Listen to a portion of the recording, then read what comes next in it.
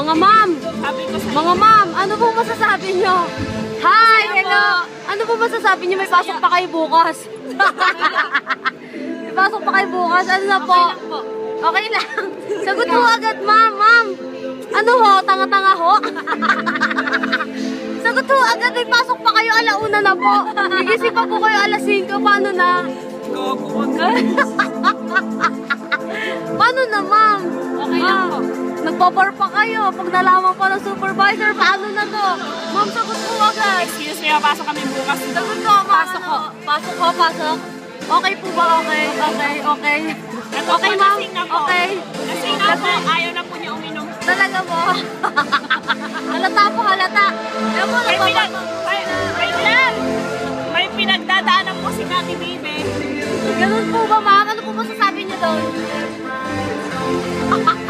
Ang sagot po agad, ma'am. No comment.